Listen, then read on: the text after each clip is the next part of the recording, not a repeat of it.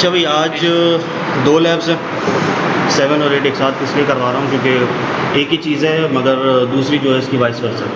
वो कैसे है क्या है, इससे पहले अगर हम लोग डायोड के बारे में पढ़ चुके हैं कि डायोड क्या होता है, कैसे काम करता है, क्या क्या उसकी टेक्निक्स होती हैं, क्या यूज़ कर सकते हैं तो वो क्या करेगा, और 2-3 चीज़ें रेक्टिफायर वगैरह मैंने बताया था क्या होता है कि क्या होता है रेक्टिफायर।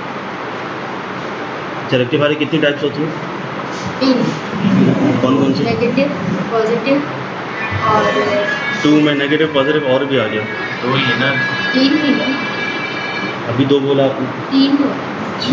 तीसरी कौन सी होती है? तीसरी बेस पता नहीं कुछ ऐसा। तो नेगेटिव और पॉजिटिव समझा नहीं मैं, तो डिफाइन करो क्या होता है। पॉजिटिव करेंगे तो नेगेटिव आ जाएगा। ये तो मेरे ख्याल में मैंने पिछली लैब में बताया था, जी वही। वो रेक्टिफायर नहीं था।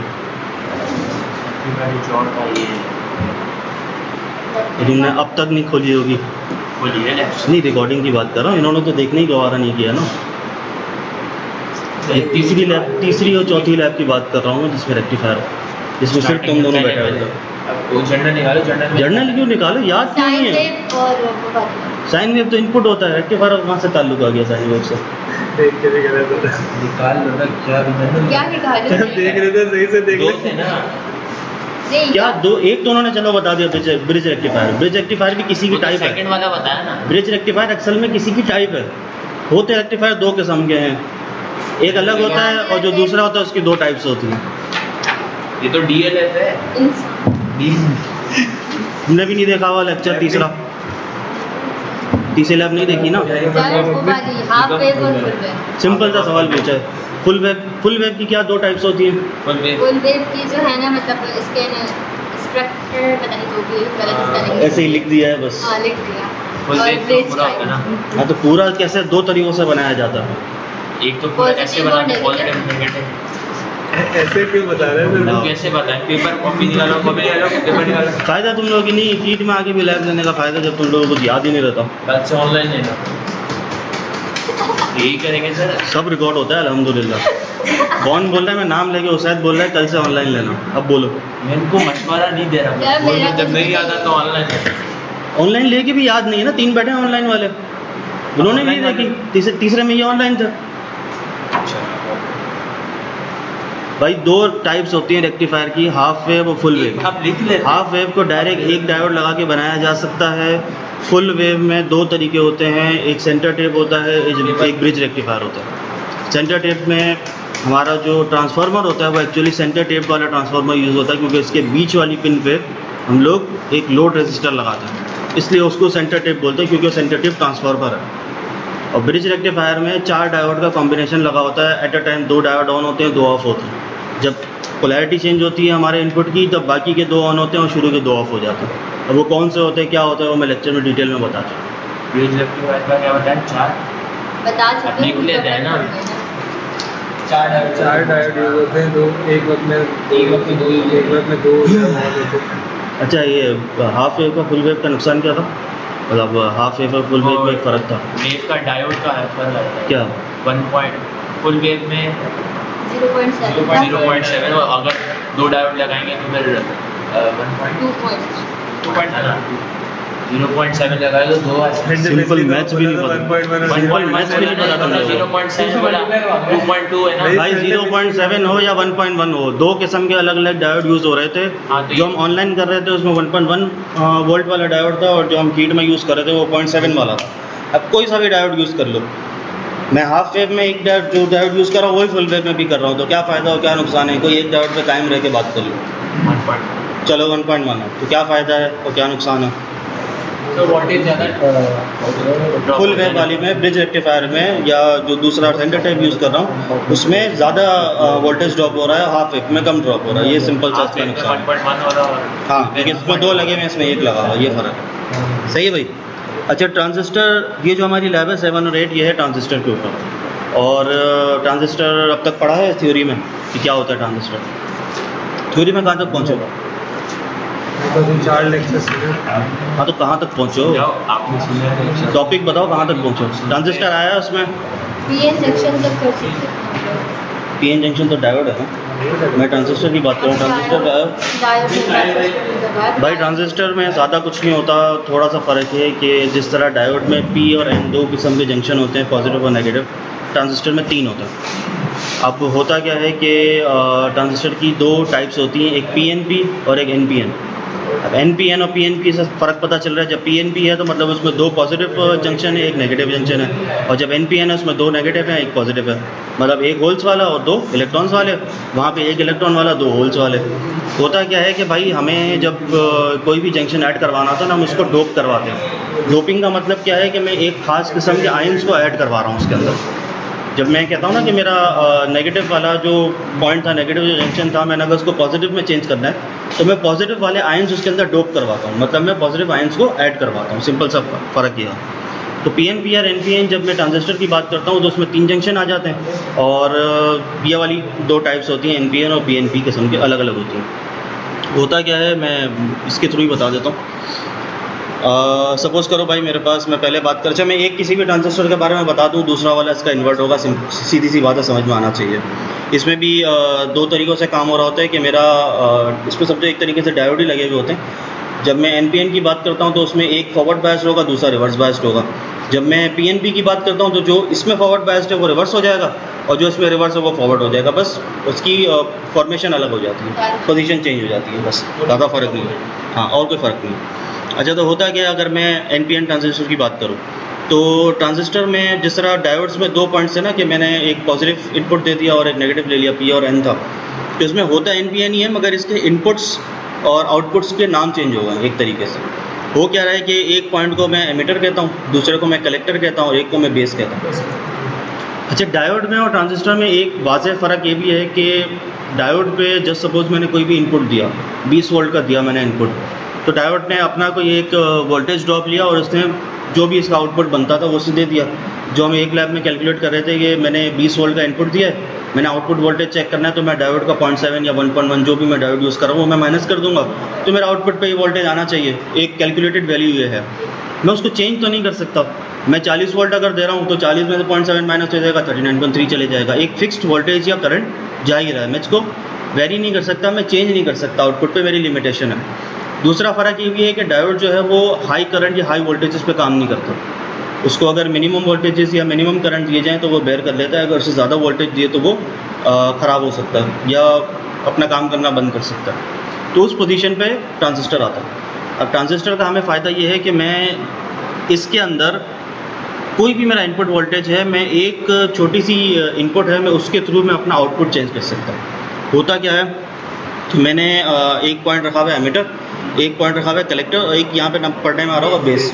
ये बेस जो है ना, ये वो चीज़ है जो मेरे आउटपुट की वैल्यू को चेंज करने में हेल्प करती है। मैं यहाँ से कोई भी करंट इंड्यूस कराऊंगा ना, जितना ज़्यादा करंट इंड्यूस कराऊंगा उतना ज़्यादा मेरा आउटपुट पे फ़र्क पड़ेगा। अब वो कैसा फ़र्क पड़ेगा वो मैं थोड़ा आगे बताता हूँ, पहले बेसिक चीज़ें समझ लेते हैं। अच्छा, एक फ़र्क और भी है कि जब मैं NPN की बात कर रहा हूँ ना, तब मेरे कलेक्टर से इनपुट आ रहा है, मेरे कलेक्टर से इनपुट जा रहा है। ये एरो देखो, एरो की पोजीशन दिख रही है, ये सर्किट बना हुआ है, ये बीच में जो है ना, ये इसको ट्रांजिस्टर कहते हैं, सही है।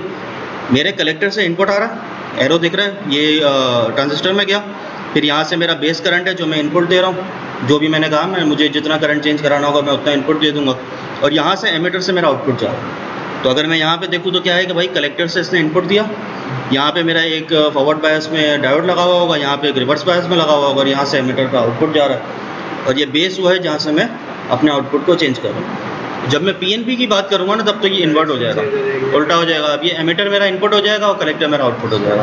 बेस वही काम कर रहा है जो पहले कर रहा है, ज़्यादा फ़र्क नहीं है। सर्किट वही सिंपल सा है। मैंने एक VC लगा दिया है जो कि मेरा कलेक्टर का वोल्टेज है, यहाँ से इनपुट जा रहा है, यहाँ पे एक मैंने RL लोड लगा दिया है। अब ज़ाहिर है जब आप लोग उस सर्किट में काम करोगे ना, जो मैनुअल पे गिवन है, उसमें ये वाला रजिस्टर यहाँ लगा हुआ है, तो कोई बड़ी बात नहीं है, एक ही चीज़ है। और यहाँ से मेरा आउटपुट पे एक एमिटर लगा हुआ है, और एक मैंने बेस को बेस को भी एक सप्लाई दी हुई है जो कि मेरे करंट को वैरी करवा रही है। चाहिए, मैंने रजिस्टर वगैरह लगाया हुआ है, यहाँ पे मेरा एक करंट जनरेट होगा, जो इस करंट की वजह से मेरा आउटपुट चेंज हो रहा है। सही, ये वो डिफरेंसेस हैं जो मैं भी कह रहा था कि उल्टे लगे हुए होते हैं, एक फॉरवर्ड बायस में लगा होगा, एक रिवर्स बायस में लगा होगा। अच्छा, इसको डिटेल में समझने का एक तरीका ये है कि मैंने पिछली एक लैब थी जिसमें मैंने ये समझाया था कि, मेरे ख्याल में पिछली लैब थी, 5वीं या 6ठी लैब थी, उसमें मैंने ये समझाया था कि आपका जब मैं किसी एक पोजीशन पे अगर मैं डायोड की बात करूं तो मैं अगर पी टाइप पे अगर पॉजिटिव सप्लाई दे रहा हूं तब तो चलो वो फॉरवर्ड बायस में काम कर रहा है, मतलब पी टाइप सप्लाई का पॉजिटिव और डायोड का पॉजिटिव अगर एक साथ एक ही पोजीशन पे लगा हुआ है तब तो चलो वो फॉरवर्ड बायस में काम कर रहा है। मगर जब मैं सप्लाई का पॉजिटिव डायोड के नेगेटिव पे लगा दूं तब वो ओपन हो जाता है, कोई भी चीज़ सप्लाई नहीं करने देता। मगर अगर मैं खास वक्त तक नेगेटिव साइड पे पॉजिटिव के चार्जेस इनपुट देता रहूँ तो क्या होगा कि अभी फ़िलहाल उस पोजीशन पे क्या है, नेगेटिव की अगर मैं बात करूँ डायोड की, तो उस पोजीशन पे क्या है, इलेक्ट्रॉन्स की तादाद ज़्यादा है, होल्स की तादाद कम है। मगर अगर मैं एक खास वक्त तक वहाँ पे वोल्टेजेस सप्लाई करता रहूँ पॉजिटिव के, तो क्या होगा कि नेगेटिव वाले आयंस कम होते जाएंगे और पॉजिटिव वाले आयंस बढ़ते जाएंगे। तो एक वक्त ऐसा आएगा कि वहाँ पे तो फॉरवर्ड बायस बना हुआ था, ये वाला एन टाइप ही फॉरवर्ड बायस बन जाएगा। ऐसा होगा, मैंने पहले बताया था, ये डिटेल में बताया था, ऐसा होता है कि जब आप लोग नेगेटिव वाले साइड पे पॉजिटिव सप्लाई देना कंटिन्यूसली चालू रखते हैं, मतलब ज़्यादा वोल्टेजेस प्रोवाइड करते रहते हैं उसको, तो वहाँ पे होल्स की तादाद बढ़ जाती है और वो वाला पार्ट भी मेरा एक्चुअली पी टाइप बन जाता है। तो क्या होगा कि भाई मेरी फॉरवर्ड बायसिंग दोनों चाहे फॉरवर्ड होगा तो सिंपल तरीके से आसानी से करंट फ्लो होता रहेगा कंटिन्यूसली। सही है। अच्छा, ये बताना क्यों ज़रूरी था, इसकी मैं एक इमेज बता देता हूँ। इसकी वजह है ये तीन चीज़ें। ये तीन किस्म के रीजन्स होते हैं हमारे ट्रांजिस्टर के अंदर। एक होता है कट ऑफ रीजन, एक होता है सैचुरेशन रीजन और एक होता है एक्टिव रीजन। अच्छा, कट ऑफ रीजन कब होता है? जब मैंने कोई भी वोल्टेज सप्लाई नहीं किया, मैंने अपने ट्रांजिस्टर को कोई भी इनपुट नहीं दिया हुआ, तो मेरा जो मैं कहूँगा ना भाई मैंने अभी तो कुछ भी नहीं दिया हुआ, कुछ भी काम नहीं कर रहा, मतलब अभी ये ऑफ पोजीशन पर है। मैंने अपना पंखा ऑन करने के लिए या एलईडी ऑन करने के लिए बटन ऑन ही नहीं किया, बटन बंद पड़ा हुआ है, तो मैं उसको ये कहूँगा ना ऑफ है। तो उसको इन शॉर्ट इसमें इस टर्म्स में कहा जाता है कि कट ऑफ रीजन में पड़ा हुआ है। सैचुरेशन रीजन क्या है? वो जो अभी मैंने इतनी छोटी सी कहानी को जो पहले लंबा करके बताया था कि आप लोगों ने नेगेटिव साइड पर पॉजिटिव आयंस की भरमार कर दी है, तो वो पी रीजन में चेंज हो गया। तो वहाँ पे जो कंटिन्यूस फ्लो जो चल रहा है ना, वो एक्चुअली मेरा सैचुरेशन रीजन है।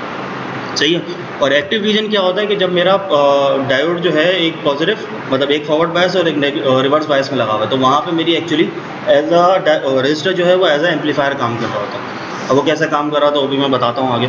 तो ये एक्टिव रीजन इसलिए इसको कहते हैं कि मेरे दोनों डायोड जो है वो उल्टी पोजीशन में लगे हुए हैं और कंटिन्यूसली काम कर रहे हैं। सैचुरेशन में वाला रिपीट करें।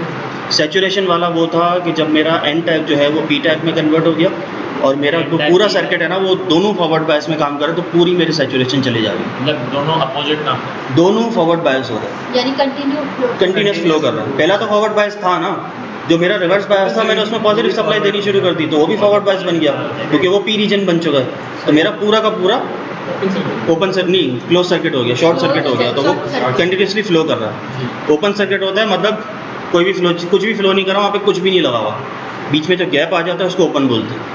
शॉर्ट वो होता है जिसमें एक सीधी तार लगी हुई है, सब कुछ फ्लो कर रहा है। सही है। कट ऑफ का क्या बताया था? कट ऑफ ये मतलब बंद पड़ा हुआ है, कुछ भी नहीं चल रहा। यहाँ पे भी अगर पढ़ो तो क्या कह रहा है कि in cut off region both junction are in reverse bias, in this mode the transistor behaves as an open circuit. Cut off का मतलब है बंद पड़ा हुआ है, कुछ भी काम नहीं करा, मैंने कोई सप्लाई दी नहीं है, तो दोनों एज अ रिवर्स बायस काम करेंगे क्योंकि मैंने कुछ दिया ही नहीं। तो ओपन सर्किट है मतलब कुछ भी नहीं चल रहा, कट ऑफ है। सैचुरेशन की बात आओ, बोथ जंक्शन है कनेक्टेड इन फॉरवर्ड बायस, दोनों फॉरवर्ड बायस में लगे हुए हैं, करंट मेरा direct as a short circuit जो आ रहा है वो जा रहा है, सीधा सीधा फ्लो कर रहा है। एक्टिव मोड में क्या है कि भाई एक फॉरवर्ड बायस में लगा हुआ है और दूसरा रिवर्स बायस में लगा हुआ है।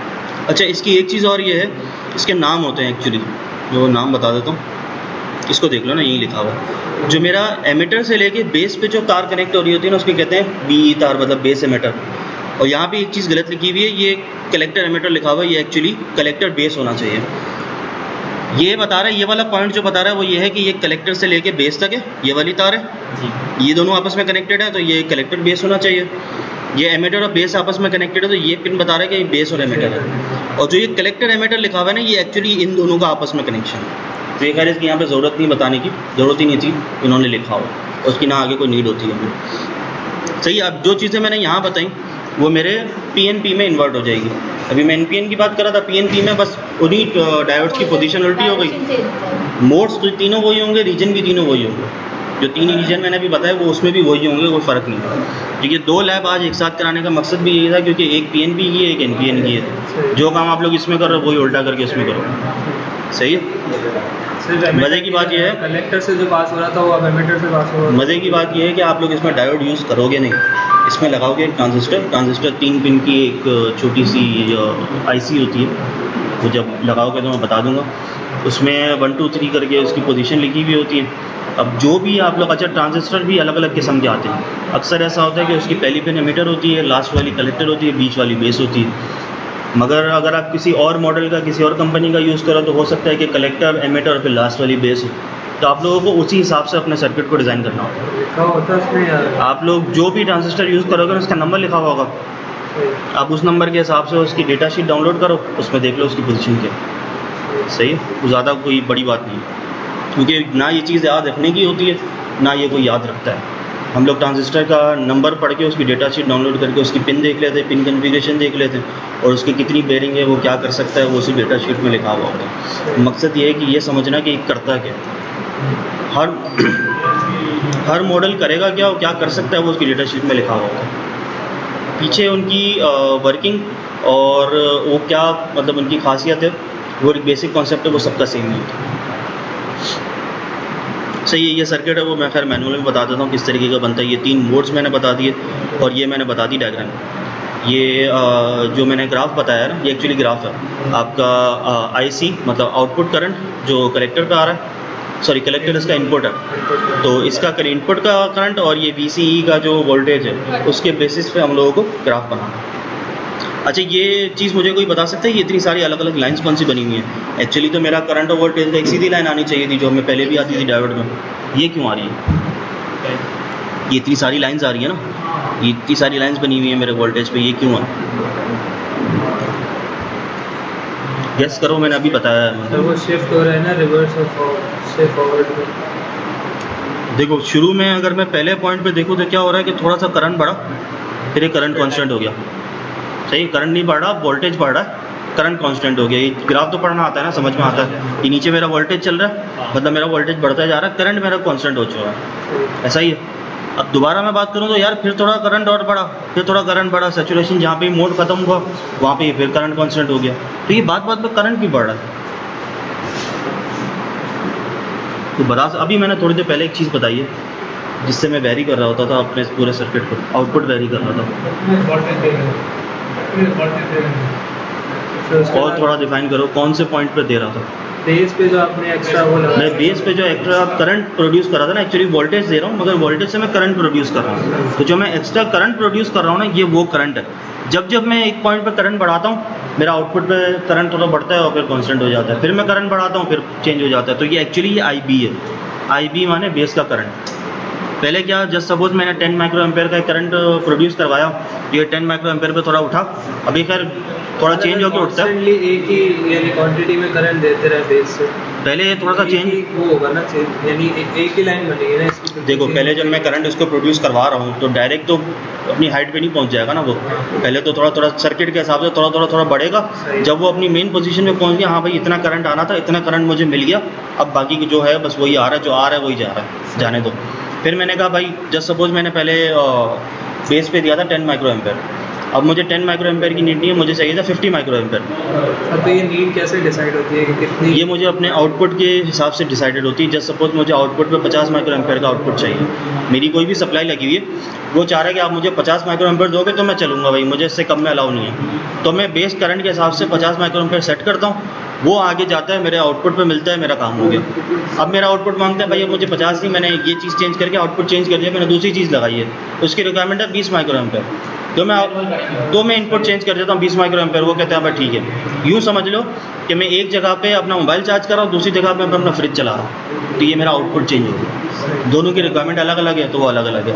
अच्छा, ऐसा भी नहीं होता कि मैंने डायरेक्ट बेस करंट चेंज किया तो मेरा आउटपुट करंट चेंज हो जाए।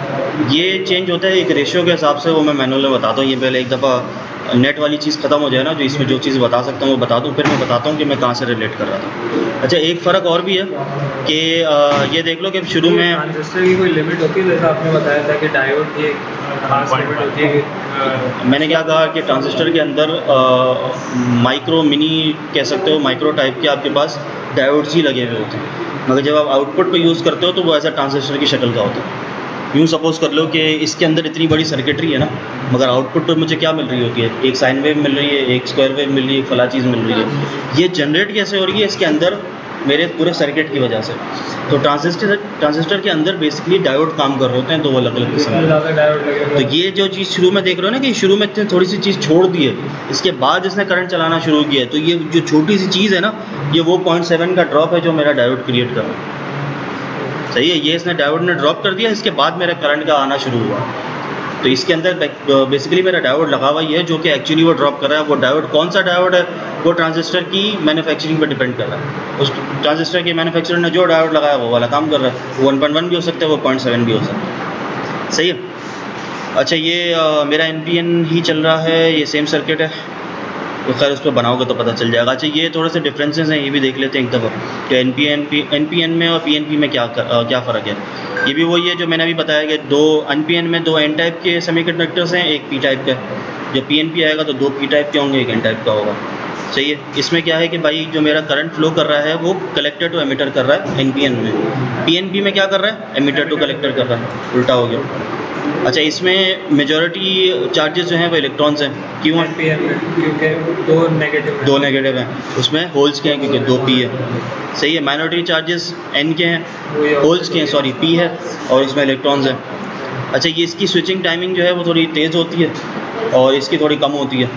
इसमें क्या है, इतना ध्यान देने की ज़रूरत नहीं है, बस इसका ज़्यादा फ़र्क नहीं पड़ता। सही है। ये एमिटर जंक्शन जो है ये फॉरवर्ड पास काम कर रहा होता है, कलेक्टर जो है वो रिवर्स होता है। जो मैंने अभी इतनी कहानी बताई ना कि दो डायोड लगे होते हैं, एक रिवर्स होता है, फॉरवर्ड होता है, उसमें उल्टा हो जाता है। तो ये बस बताया हुआ है कि कौन सा कहाँ लगा हुआ होता है। पोजीशन से पता चल रहा है कि कलेक्टर से आ रहा है, एमिटर से बाहर हो रहा है। इसमें क्या है, एमिटर से अंदर आ रहा है, कलेक्टर से बाहर हो रहा है। वही बात है जो मैंने अभी ऊपर बताई। सही है। कलेक्टर एमिटर वोल्टेज जो है वो पॉजिटिव में शो हो रहा होता है, इसमें नेगेटिव में शो हो रहा होगा, कोई बड़ा फ़र्क नहीं। सही है। पॉइंटेड आउट है, ये पॉइंटेड इन है, पॉइंटेड आउट हो रहा है, ये पॉइंटेड इन हो रहा है कलेक्टर की निस्बत से। अच्छा, इसमें एक और चीज़ है, मेरे ख्याल में शायद वो मैनुअल में गिवन है या नहीं है। ये जो है ना एक्चुअली ट्रांजिस्टर की भी 3 टाइप्स होती हैं। अभी तो हमने 3 मोड्स पढ़े ना इसके, कि cut off mode, saturation mode, इसकी 3 टाइप्स भी होती हैं। 3 टाइप्स में क्या होता है कि कॉमन बेस, कॉमन कलेक्टर और कॉमन एमिटर। कॉमन बेस में मेरा बेस ग्राउंड हुआ होता है, कॉमन एमिटर में मेरा एमिटर ग्राउंड हुआ होता है, कॉमन कलेक्टर में कलेक्टर ग्राउंड हुआ होता है। इसकी मेरे ख्याल में सर्किटरी शायद मैनुअल के अंदर है, देख लेते हैं। अच्छा, मैं एक चीज़ बता रहा था ना कि जब मैं बेस करंट को बढ़ाता हूँ तो मेरा जो आउटपुट का करंट है वो बढ़ रहा था। ये मैंने अभी थोड़ी देर पहले बताई। तो मैंने क्या कहा कि एक रेशियो से बढ़ रहा होता है, वो रेशियो मेरा एक्चुअली ये बीटा है। अच्छा, अब ये बीटा क्या कर रहा है, ये बीटा हमारा डिपेंड होता है मैन्युफैक्चरर के ऊपर, सीधा सीधा। बीटा एक्चुअली एक रेशियो है जो बताता है कि आपने जो भी बेस करंट दिया वो एक्चुअली उस बीटा से उसको मल्टीप्लाई करवाएगा और वो मेरा एक्चुअली मेरा आउटपुट का करंट होगा। आप सपोज़ कर लो कि मेरे मैन्युफैक्चरर ने रखा है इसको 10 टाइम्स, इसका कोई यूनिट नहीं होता, वैल्यू होती है 10 हो गई, 1 हो गई, 100 हो गई, कुछ भी हो सकती है। उसने रखी है 10। अब मैंने बेस का करंट बढ़ाया 10 माइक्रो एम्पेयर का, तो 10 को 10 से मल्टीप्लाई करा तो क्या आया, 100 आया। तो मेरा आउटपुट का करंट क्या हो गया, 100 माइक्रो एम्पेयर। तो उसने एक्चुअली उसको उस रेशियो से मल्टीप्लाई करवा के मुझे आउटपुट दिया। तो मैंने एक बात कही थी कि मेरा ट्रांजिस्टर जो है वो एज ए एम्पलीफायर भी काम करता है। तो ये है वो एम्पलीफाइंग सर्किट कि मैंने जो भी अपना बेस करंट दिया उसने उसको इस बीटा से मल्टीप्लाई करवाया, उसको रेशियो से मल्टीप्लाई करवाया और मुझे आउटपुट में वो करंट एम्पलीफाई करके दिया। सिंपल सी एग्जांपल क्या है, जो मेरे स्पीकर्स में या जो बड़े हम कहते हैं ना एम्पलीफायर स्पीकर्स जो होते हैं उसमें ये सर्किट लगे हुए होते हैं, ये ट्रांजिस्टर्स लगे हुए होते हैं। मैं यहाँ से हल्की आवाज़ में बात करता हूँ, वहाँ से लाउड आवाज़ में आवाज़ बाहर आ रही होती है, तो ये वाला एम्पलीफाई करके भेज रहा होता है, ये वो सर्किट्स है। अब ये खैर ये तो मैंने इना साउंड बताया, इना साउंड फॉर्म बताया, ये एज अ इलेक्ट्रॉनिक फॉर्म भी आउटपुट दे रहा होता है, वो उसको साउंड वेव में कन्वर्ट कर रहा होता है। तो ये जो मेरा इलेक्ट्रॉनिकली जो आउटपुट आ रहा है ये मेरे सर्किट्स में यूज़ हो रहा होता है अक्सर जगहों पर। अच्छा, इसको करना कैसे, तरीका बिल्कुल सिंपल है। अच्छा, एक चीज़ का ध्यान रखना, ये जो मेरी लैब 7 में जो सर्किट है ना वो यूज़ नहीं करना, मैं लैब 8 वाले ही सर्किट यूज़ करूँगा। बस उसमें ट्रांजिस्टर की पोजीशन बदल दूँगा और ट्रांजिस्टर जो नाम यहाँ पे लिखे हुए ना वो वाले लगाऊंगा। यहाँ पे मेरे ख्याल में लिखा हुआ है, हाँ ये NPN का है, NPN का ये ना लैब 7, हाँ NPN की लैब 7 है, उसका ट्रांजिस्टर का नाम यहाँ पे गिवन है 2N3904। ये वाला मैं ट्रांजिस्टर लूँगा, सर्किट में लगाऊंगा, NPN में चला दूँगा। अब वो करना कैसे वो बता रहा हूँ। जब मैं PNP करूँगा तो PNP वाला जो ट्रांजिस्टर का नाम लिखा होगा वो उठा के लगा दूंगा तो वो उल्टा काम कर लेगा। सर्किट कौन सी वाली बनानी है? सर्किट आप लोगों ने यूज़ करना है लैब 8 वाला, कि वो सिंपल है, उसमें जो बना हुआ है वो ट्रिकी है। ये सिंपल सा सर्किट बना हुआ है। ये मैंने कहा था ना, ये रेजिस्टर इसका यहाँ पे लगा हुआ है। तो ये मेरा ट्रांजिस्टर लगा हुआ है, मेरा एमीटर से इनपुट जा रहा है, कलेक्टर से आउटपुट आ रहा है, सही है। यहाँ पे मेरा जो RC लगा हुआ है वो एक्चुअली मेरा लोड रेजिस्टर है, यहाँ पे RL से डिफाइन किया हुआ वो कहीं ये 2.2। ट्रांजिस्टर को हम पलट के लाएंगे तो वो काटना पड़ेगा, हमें कौन बंद होगी वो नहीं से एक ट्रांजिस्टर अगर हम उल्टा करके लगाएं, ट्रांजिस्टर को उल्टा करके मेरे ख्याल में वायर से नहीं, उल्टी करके दिखाएंगे। हाँ मेरे ख्याल में ऐसा ही हो रहा है क्योंकि इसमें दोनों सेम है। 2N3904, हाँ ट्रांजिस्टर दोनों सेम है, बस उल्टा करके लगाते हो तो उसका काम उल्टा हो जाएगा। ठीक ना, वो एमीटर पे इनपुट लेना शुरू कर देगा, कलेक्टर पे आउटपुट भेज देगा। जब मैं इसको उस तरफ लगाऊंगा तो वो कलेक्टर से इनपुट लेगा, एमीटर से आउटपुट दे देगा, और कोई फ़र्क नहीं है। और ये मेरा RB है। अच्छा, अब इसमें हो क्या रहा है मैं टेबल के थ्रू समझाता हूँ। इसका टेबल ये 0.5 है, ये 0.5 नहीं 0.5 है, 1 है, फिर 2 है, 5 है, 10 है, 15 है। अब इसमें हो क्या रहा है, टेबल देख के समझ आ रहा होगा कि पहले मैंने VCE को एक पोजीशन पे ला के रोकना है। अब VCE कैसे चेंज होगा, VCE मतलब मेरा ये C और ये E के बीच का वोल्टेज। तो मैं जब अपना मल्टीमीटर कनेक्ट करूँगा तो वो कैसे करूँगा कि C की तरफ एक पिन लगाऊँगा और मेरा E की तरफ एक पिन लगाऊँगा, तो मुझे क्या मिलेगा, VCE पे वोल्टेज मिल रहा होगा, सही है। कहीं भी लगा दो, वो तो खैर माइनस की साइन आ जाएगी, पोलैरिटी चेंज हो जाएगी, इनका वोल्टेज तो वही रहेगा ना। तो मुझे अगर VCE का वोल्टेज चाहिए तो मैंने इन दोनों पे एक एक पिन कनेक्ट कर दी, तो मुझे पता चल रहा होगा कि इन दोनों नोड्स के बीच में मेरा वोल्टेज क्या आ रहा है। अब ये क्या कह रहा है कि आपने VCE पे 0.5 सेट करना है, ऐसा ही है, नीचे टेबल पे लिखा हुआ था कि आपने VCE में 0.5 सेट करना है। उसको कैसे सेट कर सकता हूँ, मैंने यहाँ तो सिर्फ अभी वोल्ट मीटर लगाया ना, मतलब मल्टीमीटर लगाया अभी, तो मैंने सिर्फ वोल्टेज पे रख के, तो मैं तो यहाँ मेजर कर रहा हूँ, चेंज कैसे करूँगा, वोल्टेज कहाँ से बढ़ाऊँगा वोल्टेज। जो भी चीज़ सप्लाई होगी, ये जो मेरा VCC लगा हुआ है ना सप्लाई का, मैं इसको जब वेरी करूँगा तो मेरा वहाँ पे एक वोल्टेज जनरेट हो रहा होगा, मैंने उस वोल्टेज को 0.5 पे ला के रोकना है। मतलब मैं यहाँ से वोल्टेज को जब तक चेंज करता रहूँगा, VCC को मैं तब तक चेंज करता रहूँगा जब तक मेरा VCE का वोल्टेज 0.5 ना हो जाए, सही है। फिर क्या करना है, इसी के साथ जो पहली वाली वैल्यू मैंने लिखनी है वहीं पे लिखा हुआ है कि मैंने बेस करंट को 10 माइक्रो एम्पेयर बढ़ाना है। तो मैं क्या करूँगा, मैं ये जो मेरा रजिस्टर है ना, इसके पहले या इसके बाद में कहीं पे भी एक सीरीज़ में एमीटर कनेक्ट कर दूँगा, मतलब मल्टीमीटर को एम्पेयर पे रख के कनेक्ट कर दूँगा। अब मैं जब VBB को बढ़ाऊँगा ना, तो मैंने करंट को 10 माइक्रो एम्पेयर पे ला के रोक दिया, मतलब मैंने VBB की सप्लाई तब तक बढ़ानी है जब तक मेरा जो करंट है RB का, मतलब यहाँ पे जो मैंने एमीटर लगाया है उसका करंट 10 माइक्रो एम्पेयर ना हो जाए। ये वाली बात है। मुझे ये तो मैंने कर दिया था 0.5 वोल्टेज, मैंने यहाँ पे इस पोजीशन पे 10 माइक्रो एम्पेयर लाना है, रजिस्टर से आगे कहीं भी ना कहीं भी ले आओ, पूरे सर्किट में करंट तो सेम ही चल रहा होगा, सही है। तो मैंने यहाँ पे 10 माइक्रो एम्पेयर लेके आना है, तो मैं यहाँ पे एक एमीटर सीरीज़ में लगा दूँगा, वो क्या कर रहा है, करंट मेजर कर रहा है। अब वो उसको मैं 10 माइक्रो एम्पेयर पे कैसे लेके आऊँगा, जब मैं इस वोल्टेज सप्लाई को चेंज करूँगा, तो मैं यहाँ से अपनी वोल्टेज सप्लाई चेंज करता रहूँगा। यहाँ पे एक टाइम आएगा कि मेरे 2 वोल्टेज सप्लाई होगी, 2 सप्लाई होगी, बेस की यूज़ होगी और एक क्यों मुझे बेस में सप्लाई देना इसलिए ज़रूरी है क्योंकि मैं जब बेस करंट बढ़ाता हूँ तो मेरा आउटपुट का करंट चेंज होता है। अगर पावर सप्लाई यूज़ कर रहे होंगे तो मुझे यहाँ पता नहीं चल रहा ना कि यहाँ पे कितना करंट जनरेट हो रहा है। अच्छा, तो फिर मुझे कैलकुलेट करना पड़ेगा, कैलकुलेट में वैल्यू अलग आती है, मेजर्ड में अलग आ रही होती है, तो मुझे यहाँ पे मेजर्ड चेक करना है कि एक्चुअली यहाँ पे करंट कितना जनरेट हो रहा है। तो मैं वोल्टेज चेंज करूँगा VBB का, तो मुझे करंट पता चल जाएगा 10 माइक्रो एम्पेयर हुआ या नहीं हुआ। जब ये हो जाए तो मैंने चेक करना है कि मेरा IC का करंट कितना आ रहा है। पहले मैंने एक वोल्ट मीटर लगाया, VCE को सेट कर लिया, फिर मैंने वहाँ से वोल्ट मीटर निकाला, मैंने उस सर्किट को ब्रेक किया, वहाँ पे एमीटर लगाया, मतलब IB की तरफ, वहाँ पे करंट सेट किया, फिर मैंने वहाँ से एमीटर हटा दिया। अब मेरा जैसा सर्किट पहले बना हुआ था वैसा ही वापस बना हुआ है। अब क्या कह रहा है कि IC जो है वहाँ पे करंट मालूम करो। IC है मेरा कलेक्टर का करंट, तो मैं ये वाले रजिस्टर को और ये जो मेरा ट्रांजिस्टर का कलेक्टर वाला पोर्ट थी, दोनों के बीच में एक एमीटर लगा दूंगा, यहाँ पे मुझे पता चल जाएगा कि क्या करंट आ रहा है। मैंने वो करंट लेके यहाँ पे पुट कर दूँगा। अब क्या करना होगा बार बार कि मैं अब बार बार दोनों वैल्यूज़ को चेंज नहीं करूँगा। अब मैंने एक दफ़ा यहाँ पे इसको छोड़ दो, चलो मैंने एक दफ़ा अगर करंट रख दिया ना IB का, तो मैं बस वोल्टेज चेंज करता रहूँगा। मैं VCC के वोल्टेज को चेंज करके VCE पे वोल्टेज चेक करता रहूँगा। VCE पे 1 वोल्ट आ गया, मैंने सप्लाई रोक दी, वोल्टमीटर निकाल दिया, IC का करंट चेक कर लिया। दोबारा वोल्टमीटर वहाँ पे लगाया, सप्लाई VCC चेंज की, जब VCE पे 2 वोल्ट हो गया तो वहाँ से निकाल दिया, वापस लगाया, करंट चेक कर लिया। थोड़ा लेंथी है, ट्रिकी है, मगर बार बार करना पड़ेगा। अगर अभी तो खैर स्टूडेंट्स आए हुए नहीं हैं, तो अगर ये 3 वोल्टमीटर 3 मल्टीमीटर दे देते हैं, एक ही दफ़ा में तीनों कनेक्ट कर दो, मगर मेरे ख्याल में हाँ कर सकते हो। एक ही ग्रुप में 3 दफ़ा कर 3 ले लेते हैं, 2 कर रहे हैं, मैनुअल अलग अलग भरना है। अगर कोई एक कर लेगा दूसरा नहीं करेगा तो पता नहीं चलेगा क्या नहीं हुआ, क्या हुआ क्या नहीं हुआ। 2 दफ़ा कर लेंगे ना, एक ही ग्रुप में जल्दी हो जाएगा। 3 मल्टीमीटर में। चलो खैर, समझ में आ रहा है मैं क्या बोले जा रहा जी हूँ। सर, समझ में आ गया। दूसरा क्या है, फ्रॉम द CE कैरेक्टरिस्टिक्स, मतलब CE से कलेक्टर एमिटर की बेसिस पे मैंने बताना। तो ये कह रहा है भाई पहले VCE को 5 वोल्ट करके छोड़ दो, मतलब मैंने VCC को इतना चेंज किया कि VCE पे 5 वोल्ट आ गया, वो करके मैंने छोड़ दिया। समझ में आया क्या बोल रहा हूँ? ये ना यहाँ पे देखो, इस VCC को मैंने इतना चेंज किया कि इन दोनों के बीच में 5 वोल्ट आ गया, वो करके मैंने छोड़ दिया। अब मैं क्या कर रहा हूँ, मैं IB जो है ना मेरा करंट, ये वाला IB वाला जो करंट है, उसको मैं लेके आ रहा हूँ कितने पे, पहले 10 माइक्रो एम्पेयर पे, 20 माइक्रो एम्पेयर पे, 30 पे, 40 पे। पहले 10 माइक्रो एम्पेयर पे लेके आया और मैंने चेक किया कि IC पे क्या आया था। सही है, जब मैंने इसको इतना चेंज किया कि यहाँ पे 10 माइक्रो एम्पेयर आ गया, यहाँ पे आने के बाद मैंने चेक किया कि इधर क्या करंट आया। वो करंट आने के बाद मैंने लिख दिया भाई ये आ गया फला करंट।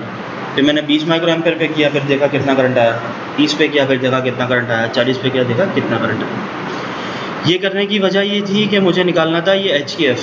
ये HEF मेरा एक्चुअली है वो बीटा, जो मैं कह रहा था मेरा रेशो है IC = बीटा IB। तो अगर मैं बीटा निकालना चाह रहा हूँ तो वो एक्चुअली हो जाएगा IC / IB। ये देखो ना, IC को डिवाइड बाई IB के तो मुझे बीटा मिल गया।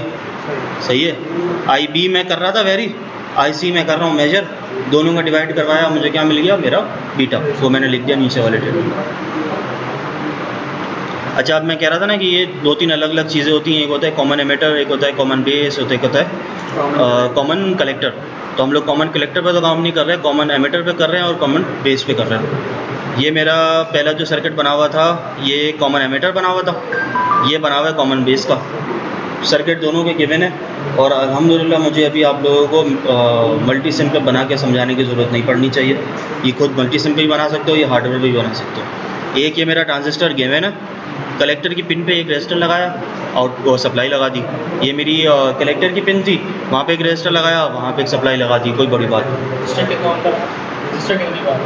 रजिस्टर गिवन है ना ऊपर वैल्यूज़, मेरी सारी वैल्यूज़ यहाँ पे लिखी हुई है, पढ़ते रहना। कितना एम्पेयर देना है, कितना वोल्टेज देना है, वो भी लिखा हुआ है। मैं सिर्फ ये समझा रहा हूँ कि करना क्या। सही है, ये 2 टेबल जिस तरीके से भरे हैं, ये 2 टेबल भी वैसे ही भरना है, कोई बड़ी बात नहीं है। पहले कॉमन एमिटर बनाना है, फिर बेस बनाना है। 2 लिखे हुए हैं ना, हेडिंग लिखी हुई है, कॉमन बेस की है, कॉमन एमिटर की। वाला छोड़ देना, बेस जो नहीं दिया हुआ वो क्यों करना है। ये 2 में ही जान आती हो जानी है तुम लोगों की, और ये भी मुझे नहीं पता ये तुम लोग आज के दिन में कर भी पाओगे या नहीं। ये दोनों मैनुअल है, 2 मैनुअल हैं, 2 मैनुअल हैं, एक NPN का, एक PNP का। तो अगर तुम लोगों को बांटना ही है तो 2-3 बंदे मिलके कॉमन NPN का कर लो, 2 बंदे 2-3 मिलके PNP का कर लो। ये हो सकता, कुछ नहीं करना भाई। एक सर्किट है, सिर्फ मल्टीमीटर निकाल के दूसरी जगह लगाना है, एमिटर पे लगाना है। और एक चीज़ का लाजमी ध्यान रखना, जल्दी हो जाएगा। सुन तो लो, एक चीज़ का लाजमी ध्यान रखना कि वोल्टेज मालूम करते करते अचानक करंट पर जाते हो ना, तो वो पिन निकाल के चेंज करनी होती है। अगर वो भूले तो फिर फ्यूज़ उड़ेगा, फिर वो अलग बातें सुनाएंगे। तो ये याद रखना, हर दफ़ा चेंज करना है। जब करंट पे जाओगे जब तब चेंज करना है लाजमी। एक दफ़ा सुन ली थी, अभी याद है।